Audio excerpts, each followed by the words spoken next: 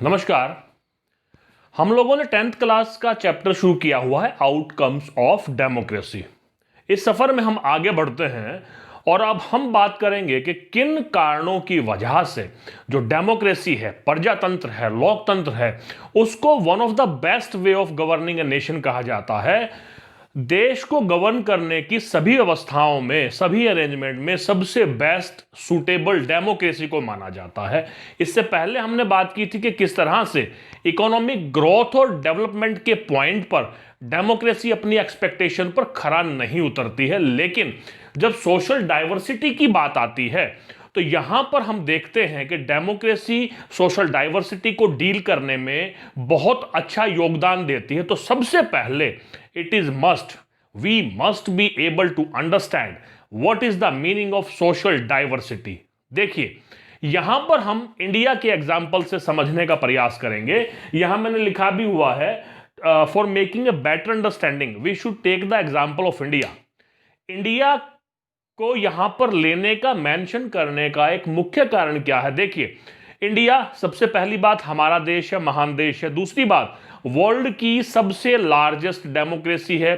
तीसरी बात, geographical area wise भी सबसे बड़ा कंट्री है। जो फिजियोग्राफिक डिवीजन की बात आती है तो वर्ल्ड में केवल इंडिया ही ऐसा एक देश है जिसमें सभी 6 फिजियोग्राफिक डिवीजन आती हैं। तो यहां पर हम सोशल डाइवर्सिटी के कंसेप्ट को डेमोक्रेसी के संदर्भ में समझने के लिए इंडिया का एग्जांपल लेंगे। तो सोशल डाइवर्सिटी का मतलब क्या होता है कि एक सोसाइटी में बहुत सारे बेसिस पर अलग अलग लोग रहते हैं। जैसे हम इंडिया की बात करें तो इंडिया में अलग अलग धर्मों के लोग रहते हैं। The people belongs to different different religion. For example, Hinduism, Islam, Jain, Bauddh, Sikh, इस तरह से बहुत सारे धर्मों के लोग यहां पर रहते हैं। तो हम कह सकते हैं सोशल डाइवर्सिटी है।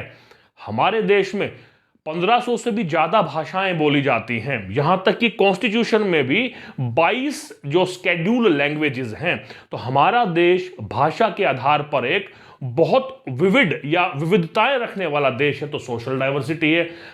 एक और खास बात जो भारत के समाज की है, कास्टिज्म। केवल भारतवर्ष ही एक ऐसा देश है जिसमें कास्टिज्म मिलता है, जाति के आधार पर लोगों को डिवाइड किया हुआ है। तो social diversity means the division of society on certain basis.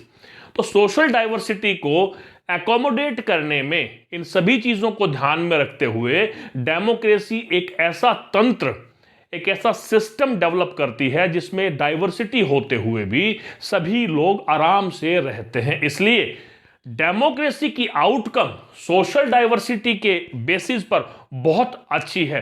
Problem कहां पर क्रिएट होती है? जब सोशल डाइवर्सिटी सोशल डिफरेंसेस में कन्वर्ट हो जाती है। इसका क्या मतलब है?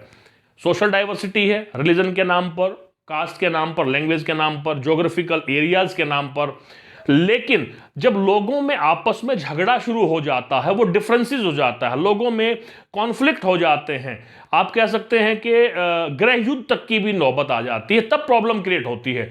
लेकिन अगर सोशल डाइवर्सिटी को ढंग से सेटल डाउन कर दिया जाए, और जिसको करने का सबसे सही तरीका डेमोक्रेटिक फॉर्म ऑफ गवर्नमेंट है। इंडिया में सभी धर्मों के लोगों के लिए अलग से कानून की व्यवस्थाएं हैं कि सभी के सभी लोग बिना किसी डिस्क्रिमिनेशन के, बिना किसी भेदभाव के संविधान के सामने, कॉन्स्टिट्यूशन के सामने एक है। तो हम कह सकते हैं कि जहां तक सोशल डाइवर्सिटी के आउटकम का सवाल है, democracy one of the best way of government to accommodate the social diversity. एक और एग्जाम्पल हम यहां पर लेते हैं। हमने जब डेमोक्रेटिक पॉलिटिक्स का सफर शुरू किया था, उसमें हमने पहला ही चैप्टर किया था पावर शेयरिंग। उसमें हमने 3 देशों के बारे में बात की थी। पहला था बेल्जियम।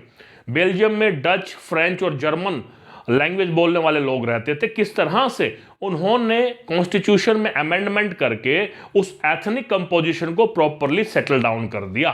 ठीक है। दूसरी तरफ श्रीलंका बात करेंगे। पहले हम यहीं पर रहते हैं कि इस कंक्लूजन पर निकलते हैं, निष्कर्ष पर निकलते हैं कि जो डेमोक्रेसी का आउटकम है, किस बेस पर एकोमोडेट करने के लिए सोशल डाइवर्सिटी का बहुत अच्छा है।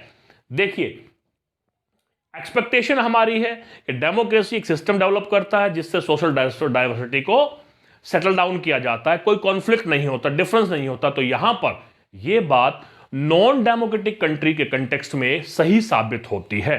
फिर देखिए पावर शेयरिंग, ये मैंने आपको एग्जांपल बता दिया बेल्जियम का। उसके बाद डेमोक्रेसी प्लस में रहती है नॉन डेमोक्रेटिक कंट्री के कंपैरिजन में सोशल डाइवर्सिटी को एकोमोडेट करने की। जो नॉन डेमोक्रेटिक कंट्री होती है, जैसे डिक्टेटरशिप है, वो अपनी आई को ऑफ कर लेते हैं बहुत सारे ग्रुप्स की तरफ से, जो उनका मन करता है वो कहते हैं।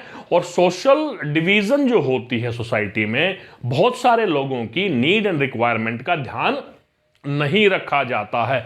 अब देखिए कंक्लूजन क्या है। हमारा चैप्टर है आउटकम्स ऑफ डेमोक्रेसी। तो जो आउटकम ऑफ डेमोक्रेसी है सोशल डाइवर्सिटी को एकोमोडेट करने में, यहां पर डेमोक्रेटिक कंट्री जो है वो प्लस में है, स्ट्रांग है in comparison to non democratic country. एक और एग्जांपल से हम समझते हैं, पावर शेयरिंग में हमने डिस्कस किया था श्रीलंका का, कि श्रीलंका में मेजोरिटिज्म को फॉलो किया जाता है, बहुसंख्यवाद। मतलब कि जो भी ग्रुप मेजोरिटी में होगा वो अपने हिसाब से देश को चलाएगा, बिना किसी माइनॉरिटी के, आप कह सकते हैं, नीड एंड रिक्वायरमेंट को, डिमांड्स को, ओपिनियन को ध्यान में रखते हुए। लेकिन हम क्या देखते हैं कि डेमोक्रेसी का मतलब केवल ये नहीं है कि मेजोरिटी ओपिनियन है। यस, जो डेमोक्रेसी में इलेक्शन होता है वहां पर मेजोरिटी ही जीतती है, जिसकी ज्यादा वोट होंगी वो जीतेगा, जो ग्रुप ज्यादा होगा वो जीतेगा, जिसकी ज्यादा सीटें आएंगी वो जीतेंगे। लेकिन इसका यह मतलब बिल्कुल भी नहीं है कि जो माइनॉरिटी ग्रुप हैं उनकी एक्सपेक्टेशंस पर खरा ना उतरा जाए, उनको बिल्कुल मेन स्ट्रीम से अलग कर दिया जाए, उनकी तरफ कोई ध्यान नहीं दिया जाए, उनका एक्सप्लोटेशन किया जाए। ऐसा नहीं है। अगर ऐसा होगा तो देश में शांति व्यवस्था स्थापित नहीं हो सकती। The country will not remain in the peace if the diversity will not be accommodated properly. This we have learned from the example of Sri Lanka. Sri Lanka में सिंघली हैं, तमिल्स हैं, they are having the dispute. Sinhali जो मेजोरिटी में है और वो अपने हिसाब से कानून को बनाते हैं, इसलिए आज भी वहां पर गृह युद्ध की स्थिति है, वहां पर आज भी पीस नहीं है, शांति नहीं है, लोग आपस में लड़ते रहते हैं। तो हमें यह समझना होगा कि अगर हमें सोशल डाइवर्सिटी को एकोमोडेट करना है तो मेजोरिटी के साथ साथ माइनॉरिटी की भी रिक्वायरमेंट को ध्यान में रखना पड़ेगा। और यह बात डेमोक्रेटिक कंट्री में होती है। एग्जाम्पल भी हम ले सकते हैं इंडिया का ही। इंडिया में जो माइनॉरिटी ग्रुप हैं उनकी देखभाल के लिए भारत सरकार ने बहुत सारे प्रोविजन बनाए हैं। तो हम कह सकते हैं सेकंड आउटकम क्या हुआ कि जो सोशल डाइवर्सिटी है मेजोरिटी और माइनॉरिटी के कंसेप्ट में, तो जो डेमोक्रेसी है वो बहुत बढ़िया तरीके से डील करती है। तो ये एक पार्ट हो गया हमारा accommodation of social diversity. Outcome of nutshell में बात कर लेते हैं, ओवर करते हैं, दूसरे टॉपिक को लेंगे कि आउटकम ऑफ डेमोक्रेसी की हम बात कर रहे थे कि डेमोक्रेसी की आउटकम क्या होगी, किस बेस पर accommodation of social diversity best होगी। इंडिया का एग्जांपल ले लिया, बेल्जियम का एग्जांपल ले लिया। मेजोरिटी और माइनॉरिटी के कंसेप्ट को समझने के लिए हमने श्रीलंका और इंडिया का कंपैरिजन कर लिया।